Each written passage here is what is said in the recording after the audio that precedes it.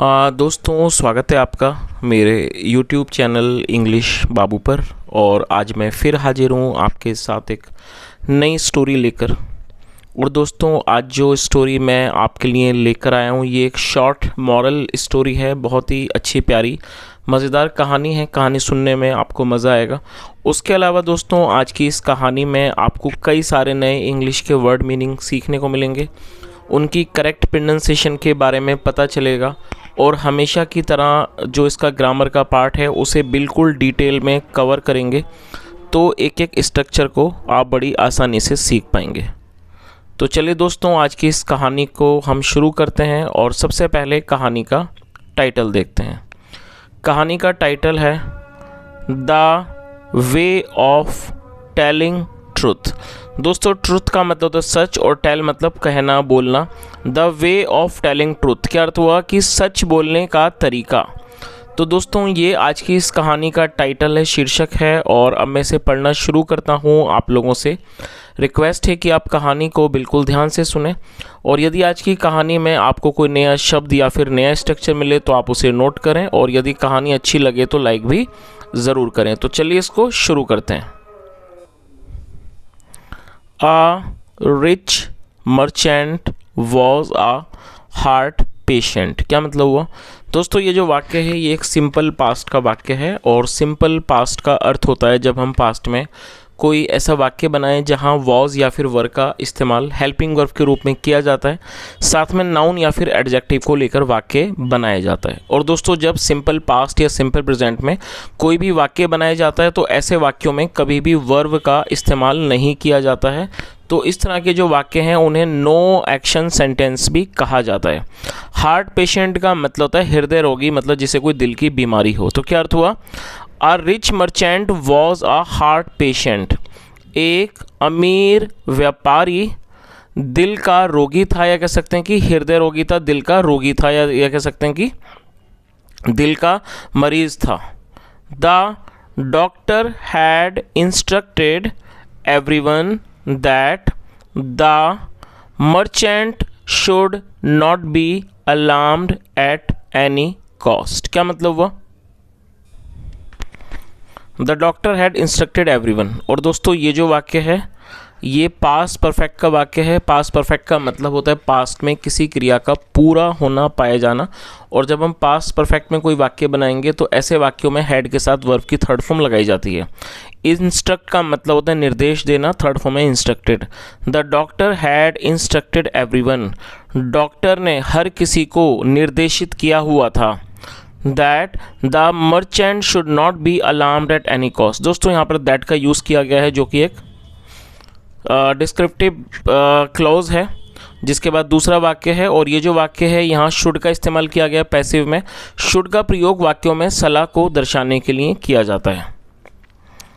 तो क्या अर्थ हुआ? The doctor had instructed everyone. Doctor ने सबको निर्देशित किया हुआ था कि the merchant should not be alarmed at any cost. Alarm का मतलब होता है किसी को चिंतित करना, कि व्यापारी को किसी भी कीमत पर चिंतित नहीं किया जाना चाहिए। अलार्म्ड का मतलब होता है किसी को घबरा देना, किसी को चिंतित कर देना। तो क्या इस पूरी लाइन का क्या अर्थ हुआ कि डॉक्टर ने हर किसी को निर्देशित किया था कि व्यापारी को किसी भी कीमत पर चिंतित नहीं किया जाना चाहिए।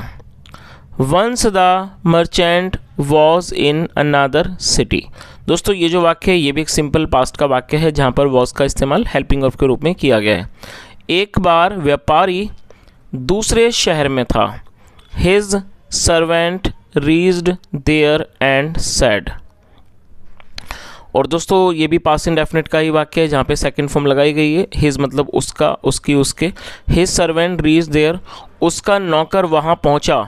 एंड सेड और कहा, सर, श्रीमान, I have come here to tell you that your dog is dead. क्या अर्थ हुआ? सर, श्रीमान, I have come here to tell you that your dog is dead. दोस्तों, ये जो वाक्य है ये एक प्रेजेंट परफेक्ट का अफर्मेटिव वाक्य है। प्रेजेंट परफेक्ट का मतलब होता है वर्तमान में किसी क्रिया का पूरा होना पाए जाना। और जब हम प्रेजेंट परफेक्ट में कोई वाक्य बनाएंगे तो वहाँ पर हैज़ या हैव का इस्तेमाल हेल्पिंग वर्ब के रूप में किया जाता है, साथ में वर्ब की थर्ड फॉर्म लगाई जाती है। जब आपका सब्जेक्ट होगा आई, वी, यू, दे या फिर प्लूरल नाउन, तब आपको हैव का यूज़ करना होगा।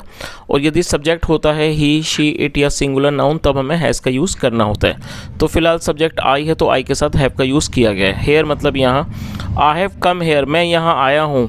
टू टेल यू, आपको बताने के लिए, that your dog is dead. दोस्तों डेड जो है वो एक डिस्क्रिप्टिव क्लॉज है, जैसा यहाँ पर मैंने आपको बताया। तो डिस्क्रिप्टिव क्लॉज का काम होता है कि वो आगे की इन्फॉर्मेशन, नाउन की जो इन्फॉर्मेशन है, आगे की इन्फॉर्मेशन को प्रोवाइड करता है। डिस्क्रिप्टिव क्लॉज का यही काम होता है। तो क्या अर्थ हुआ, दैट की योर डॉग इज़ डेड, कि जो आपका कुत्ता है वो मर चुका है। तो इस तरह से पूरी लाइन का क्या अर्थ निकला कि उसका नौकर वहाँ गया, वहाँ पहुँचा और कहा, sir I have come to tell you that your dog is dead.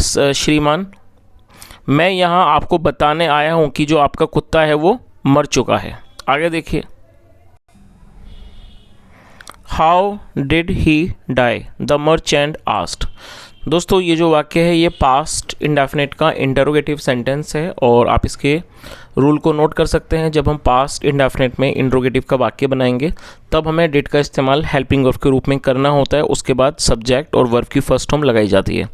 तो इस चीज़ को आप ज़रूर नोट करें कि जब हम पास्ट इंडेफिनिट में कोई भी वाक्य बनाएंगे तो यदि वाक्य अफर्मेटिव होगा तब हमें सेकंड फॉर्म का यूज़ करना होता है। लेकिन यदि अफर्मेटिव के अलावा कोई वाक्य होगा नेगेटिव इंट्रोगेटिव या फिर इंट्रोगेटिव नेगेटिव, तब हमें वर्ब की फर्स्ट फॉर्म का ही यूज़ करना होता है। और पास्ट इंडेफिनिट में जब हम कोई इंट्रोगेटिव वाक्य बनाएंगे तब हमें डिड का इस्तेमाल हेल्पिंग वर्ब के रूप में वहाँ पर करना होता है। और दोस्तों यहाँ पर एक इंट्रोगेटिव वर्ड का भी इस्तेमाल किया गया है वाक्य में, HOW, हाउ। हाउ का मतलब कैसे। तो दोस्तों जब हम किसी भी इंट्रोगेटिव वर्ड को वाक्य में प्रयोग करना चाहते हैं तब हमें उसे हेल्पिंग वर्ब से पहले मेंशन करना होता है। तो आप इन चीज़ों को ज़रूर नोट करें और जब आप प्रैक्टिस करें सेंटेंसेस की या फिर इंग्लिश बोलने की तो आप इन चीज़ों को ध्यान में रखें। और ये फर्स्ट फॉर्म है DIE, डाई मतलब मरना। तो आप चाहें तो इसे भी नोट कर लें। तो क्या अर्थ हुआ, how did he die, the merchant asked. व्यापारी ने पूछा, हाउ डिड ही डाई, उसकी मृत्यु कैसे हुई, या कह सकते हैं वह कैसे मरा। He ate a lot of horse meat। और दोस्तों ये जो वाक्य है ये भी एक पास्ट इंडेफिनिट का ही अफर्मेटिव वाक्य है जहाँ पे सेकंड फॉर्म लगाई जाती है। ईट मतलब होता है खाना और सेकंड फॉर्म है एट, ATE। तो ये जैसे मैंने ऊपर आपको बताया था, यदि हम अफर्मेटिव में यदि पास्ट इंडेफिनिट में अफर्मेटिव का वाक्य बनाया जाता है तब सेकंड फॉर्म का ही इस्तेमाल किया जाता है। He ate, उसने खाया, a lot of horse meat। horse meat मतलब घोड़े का मांस, उसने बहुत सारा घोड़े का मांस खाया। What do you mean? Is my horse dead? क्या अर्थ हुआ, What do you mean? तुम्हारा क्या मतलब है। मीन मतलब होना, अर्थ होना कि तुम्हारा क्या मतलब है। Is my horse dead? क्या मेरा घोड़ा मर चुका है। Sir, all the horses in your stable are dead due to starvation। क्या अर्थ हुआ, sir all the horses in your stable are dead due to starvation। दोस्तों ये जो वाक्य है ये एक सिंपल प्रेजेंट का वाक्य है जहाँ पर आर का इस्तेमाल हेल्पिंग वर्ब के रूप में किया गया और साथ में एडजेक्टिव का प्रयोग करके वाक्य को बनाया गया है। ड्यू टू का मतलब होता है की वजह से, और स्टारवेशन को आप नोट कर लीजिए, STARVATION। स्टारवेशन का मतलब होता है भूखमरी। तो उसने क्या जवाब दिया कि श्रीमान, all the horses in your stable. Stable का मतलब होता है अस्तबल, की आपके अस्तबल में सारे घोड़े मर चुके हैं ड्यू टू स्टारवेशन, भूखमरी के कारण। तो पूरी लाइन का क्या अर्थ हुआ, उसने क्या कहा कि श्रीमान भूखमरी के कारण आपके अस्तबल में सारे घोड़े मर चुके हैं। Did not the servants give them food. दोस्तों इसको इस तरह से ही पढ़ सकते हैं, डिड नॉट या फिर डिडंट। और ये जो वाक्य है ये पास्ट इंडेफिनिट का इंट्रोगेटिव नेगेटिव वाक्य है। जब हम पास्ट इंडेफिनिट में इंट्रोगेटिव नेगेटिव का वाक्य बनाएंगे तब हमें डिड का यूज़ हेल्पिंग वर्ब के रूप में करना होता है, पहले फिर सब्जेक्ट फिर नॉट। और यदि चाहें तो डिड नॉट को पहले हम मेंशन कर सकते हैं, उसके बाद सब्जेक्ट को लगाया जाता है। तो क्या अर्थ हुआ, didn't the servants give them food. क्या नौकरों ने उन्हें खाना नहीं दिया। और दोस्तों ये जो दैम है ये घोड़ों के लिए इस्तेमाल किया गया जो कि एक प्लूरल है। और जब ऑब्जेक्ट में एक से ज़्यादा लोग शामिल होंगे तो दैम का यूज़ किया जाएगा। दैम से आपको समझ जाना चाहिए कि यहाँ पर एक के बारे में बात नहीं हो रही, ऑब्जेक्ट में एक से ज़्यादा लोग हैं या व्यक्ति हैं, वस्तुएं, तभी यहाँ पर दैम का प्रयोग किया जाता है। तो उसने क्या कहा, क्या पूछा, didn't the servants give them food, क्या नौकरों ने उन्हें खाना नहीं दिया। हाउ कुड दे, वह कैसे कर सकते हैं, when they were starving themselves, starve मतलब भूखे मरना, तो उसने क्या कहा, हाउ कुड दे, वह कैसे कर सकते हैं, when they were starving themselves, जब वो खुद भूखे मर रहे थे। चलिए आगे देखिए, why didn't my wife give them their wages, wages का मतलब होता है वेतन, सैलरी जिसको कहा जाता है वेतन, और दोस्तों देयर का मतलब होता है उनका, उनकी, उनके, जब कोई भी वस्तु या व्यक्ति एक से ज़्यादा लोगों से संबंधित होता है तो देयर का यूज़ किया जाता है। तो उसने क्या पूछा, वाई, क्यों, didn't my wife give them their wages, क्या मेरी पत्नी ने उन्हें उनका वेतन नहीं दिया।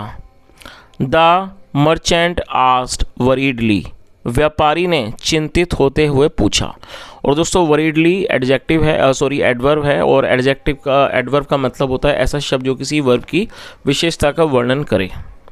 तो उसने चिंतित होते हुए पूछा, क्या मेरी पत्नी ने उन्हें उनका वेतन नहीं दिया। How could she have survived without food, the servant replied.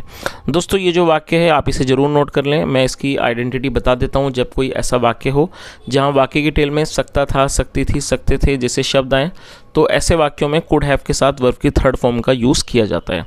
Survive का मतलब होता है बचना, किसी संकट से, परेशानी से बचना, जीवन का निर्वाह करना, उसे सर्वाइव कहा जाता है। तो क्या अर्थ हुआ, how could she have survived, वह कैसे बच सकती थी, विदाउट फूड, खाने के बिना, या कह सकते हैं कि वह खाने के बिना कैसे जीवित रह सकती थी। द सर्वेंट रिप्लाइड, नौकर ने जवाब दिया। आगे देखिए,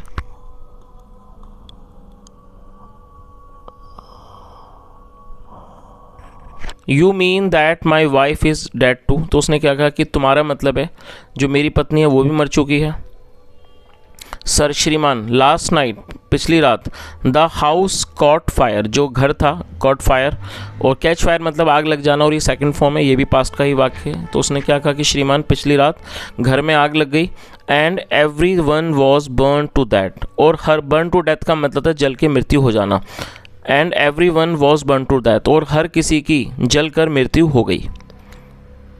Thus the servant told the truth in such a way that his master did not get a shock. तो इस तरह से जो सर्वेंट था, नौकर था, told the truth, उसने सच बोला, in such a way, इस तरीके से कि his master, और दोस्तों ये भी डिस्क्रिप्टिव क्लॉज है कि जो उसका मास्टर था, जो उसका मालिक था, did not get a shock, उसे सदमा नहीं लगा। चलिए, तो दोस्तों इस तरह से ये छोटी सी कहानी यहीं ख़त्म होती है, और मैं उम्मीद करता हूँ कहानी आपको अच्छी लगी होगी। यदि आपने आज की कहानी में कुछ सीखा हो और मेरा पढ़ाने का प्रयास भी आपको अच्छा लगा हो, तो आपसे रिक्वेस्ट है आप वीडियो को लाइक करें, शेयर करें, चैनल को सब्सक्राइब करें। कोई यदि सुझाव हो तो कमेंट में ज़रूर बताएं। यहाँ तक सुनने के लिए thank you so much. Have a nice day and bye.